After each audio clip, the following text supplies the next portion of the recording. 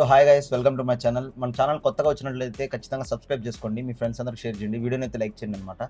So ఈరోజు video ఏంటంటే మనకి రీసెంట్గా ఓఎఫ్సి అయితే కంప్లీట్ అయిపోయింది, వీసా ఎంట్రీ కూడా కంప్లీట్ అయిపోయింది అనమాట. సో అసలు నా ఎక్స్పీరియన్స్ ఏంటి, అందులో మనం వెళ్ళింది ఢిల్లీ, పెట్టుకునింది ఢిల్లీ అనమాట. సో అక్కడ ఎలా ఉండాలి, ఏంటి కథ, అక్కడ ఎక్కడ స్టే చేయాలి అన్నీ మీకైతే డీటెయిల్గా మీ వీడియో చెప్పడం అయితే జరుగుతుంది అనమాట. వీడియోస్ మిస్ కాకుండా ఉండాలంటే ఖచ్చితంగా సబ్స్క్రైబ్ అయితే చేసుకోండి. So let's dive into the video.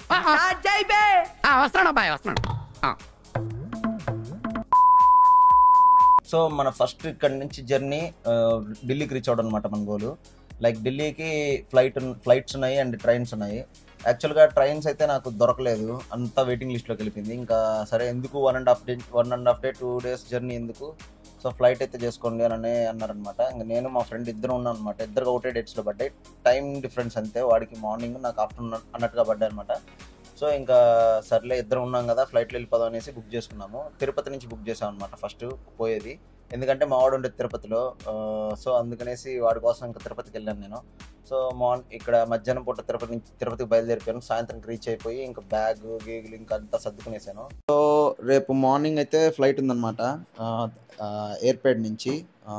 Time ఎన్నింటికి రా? 11 o'clock. ఎయిర్పోర్ట్ కాదు ఇది, రేణిగుంట. ఓకే, సారీ బ్రో, నాకు తెలియదు అందుకనేసి. తెలుసుకో బ్రో, వెళ్ళే డెస్టినేషన్ వెళ్ళే ప్లేస్ తెలుసు. మా ఫ్లైట్ మనకి రేణిగుంట నుండి 1 o'clock. అక్కడ నుండి ఒక 1 hourలో హైదరాబాద్ రీచ్ అవుతాం. అండ్ మళ్ళీ ఒక ఐ థింక్ 3 o'clock నుండి 3 to 5 ఢిల్లీలో దిగుతాం అనమాట. అరౌండ్ 5:30 కల్లా బయటకు వచ్చేసి ఇంకా అక్కడ ఓఎఫ్సి ఉంది కదా ఫస్ట్ మనకి. సో దాని దగ్గర రూమ్ తీసుకున్నాం, ప్లాన్ చేస్తున్నాం. ఓఎఫ్సి 9 ఫ్రెండ్స్ వెళ్ళారు. సో ఎలా ఉందిరా ఇప్పుడు, వీసా వస్తుంది, 2 days ఉంది, చెప్పు ఎలా ఉంది చెప్పు. అంటే ఇంకా 10 days ఉంది, 20 days ఉంది అనుకునే రోజు నుండి ఇంకా 2 daysలో ఉంది. సో చాలా నర్వస్గా ఉంది. ఓకే, బై గాడ్స్ గ్రేస్ ఏది జరిగినా ఆయనకు. సో ఇప్పుడు వచ్చిందంటే వీసా ఫస్ట్ అయితే చిలుకూరు బాలాజీ కాడికి వస్తాం అనుకుంటున్నాం అనమాట. సో ఆయన దగ్గరికి వెళ్ళాలి, రాగానే ఫస్ట్ డే ఆడికే బయలుదేరారు. ఓకే బాలా, వస్తుంది. రాకపోతే ఈ వ్లాగ్ రాదంతే, రాకపోతే ఈ వ్లాగ్ రాదంతే. వచ్చిందంటే వస్తుంది వ్లాగ్, లేకపోతే ఇక్కడతో డిలీట్ అయిపోతుంది. అంతా సర్దుకునేసి మార్నింగ్ యాక్చువల్గా గుడికి వెళ్దాం అనుకున్నాం ఆ రోజు నైటే, ముందు రోజు నైటే. కాకపోతే గుడి మూసేసి ఉండింది, అలిపిరి గుడి.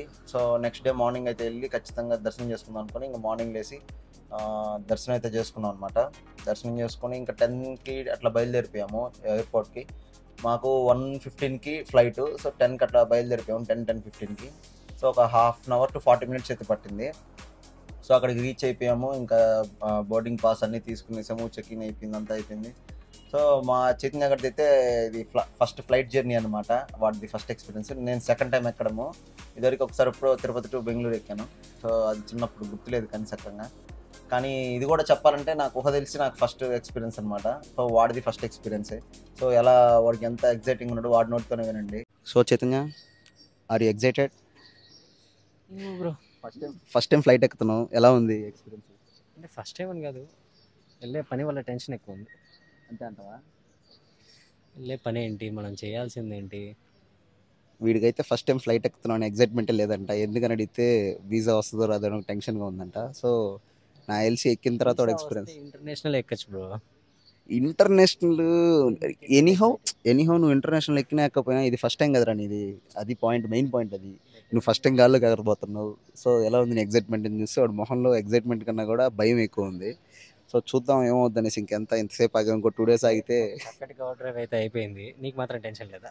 నాకేం టెన్షన్ ఉందిరా, నేను ఆల్రెడీ ఒకసారి ఎక్కున్నాను రా, నాకు ఎక్స్పీరియన్స్ ఉంది. సో అదేంటి, వీసా ఖచ్చితంగా టెన్షన్ ఉంది నాకైతే. అట్లా భయం కాదు, వీసాకి అయితే ఖచ్చితంగా నాకైతే టెన్షన్గానే ఉంది. సో దానికి మనం ఏం చేయలేము ఎట్టి పరిస్థితిలో. సో చూద్దాం. ఇప్పుడే బోర్డింగ్ పాస్ అయితే కలెక్ట్ చేసుకున్నాం. చూపిరా బోర్డింగ్ పాస్లు, 2 చూపిరా, 4 అంటే ఇద్దరికి కలిపి 4.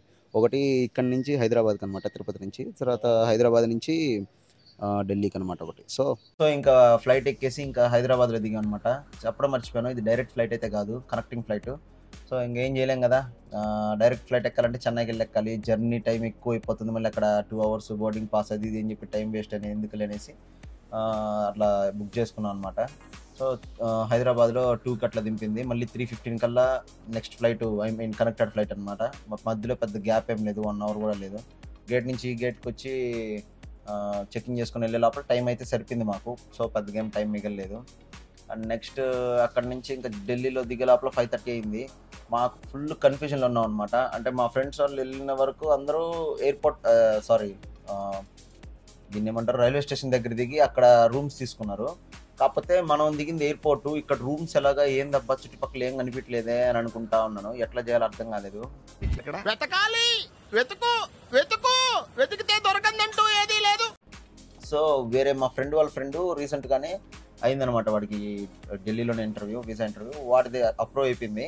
సో వాడు వచ్చింది కూడా ఫ్లైట్కి వచ్చాడు. సో సరే వాడికి ఫోన్ చేసి అడిగినాము, ఎట్లా బ్రో ఏంది కథ, ఎక్కడి నుంచి ఎట్లా వెళ్ళినారనేసి. అతను చెప్పిన దాని ప్రకారం అయితే మనం ఢిల్లీ ఎయిర్పోర్ట్ నుంచి మెట్రో తీసుకొని బస్ తీసుకొని ఒక మెట్రో స్టేషన్ కాడ దిగి అక్కడి నుంచి ఇంకో మెట్రో స్టేషన్లో దిగి అక్కడి నుంచి క్యాబ్ బుక్ చేసుకొని వాడు పహార్గంజ్ అనే ఏరియాకి వెళ్ళానన్నాడు.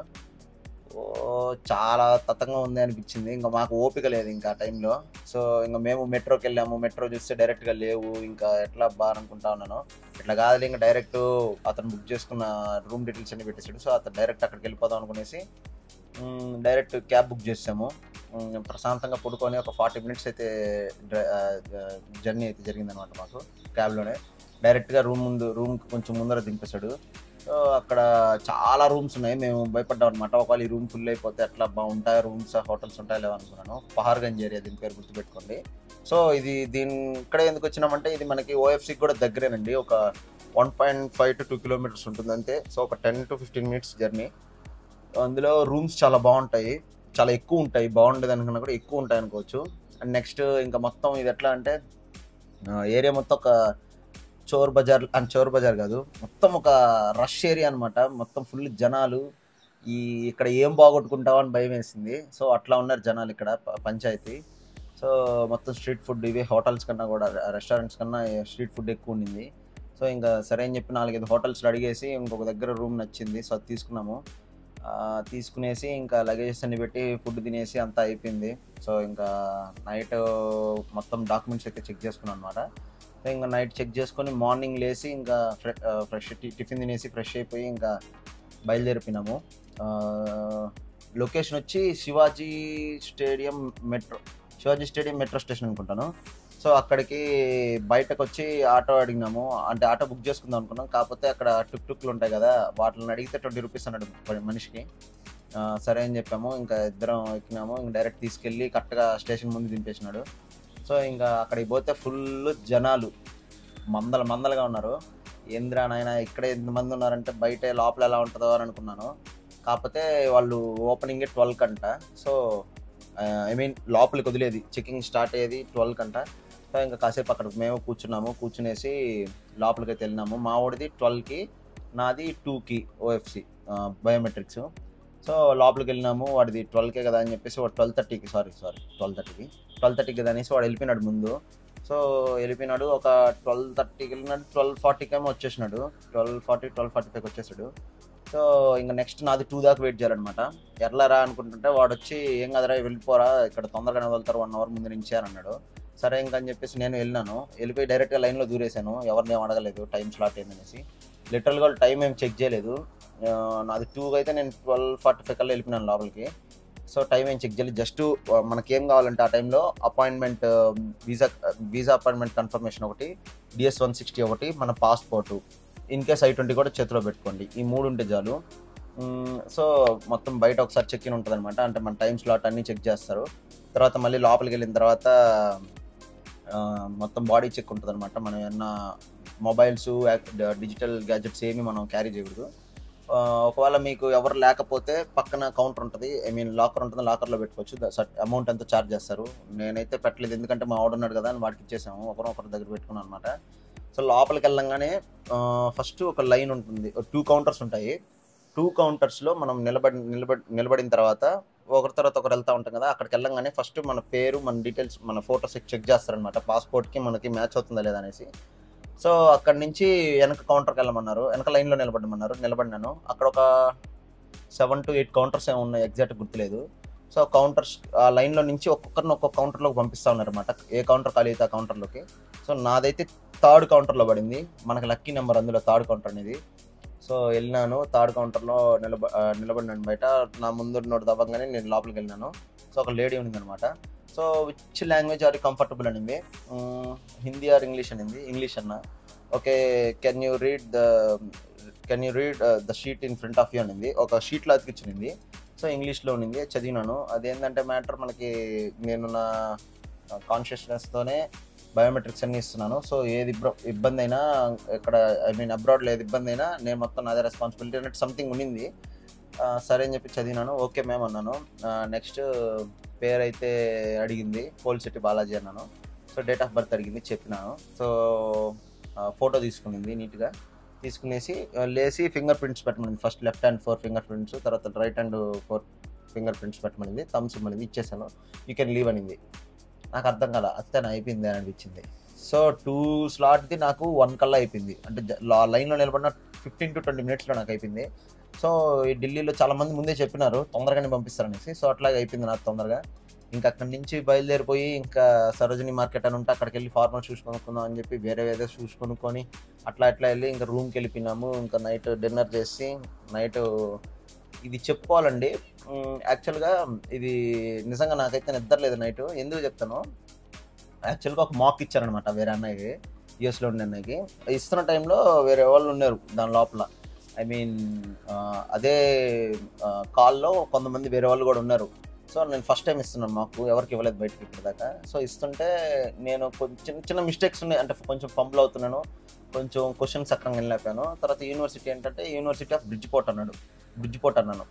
సో ఒకతను వచ్చేసి, బ్రో ఎట్లయితే కష్టం బ్రో మీది 50-50, అందులో యూనివర్సిటీ ఆఫ్ బ్రిడ్జిపోర్ట్ అంటున్నాను, ఇట్స్ రెడ్ ఫ్లాగ్ యూనివర్సిటీ అని అన్నాడు.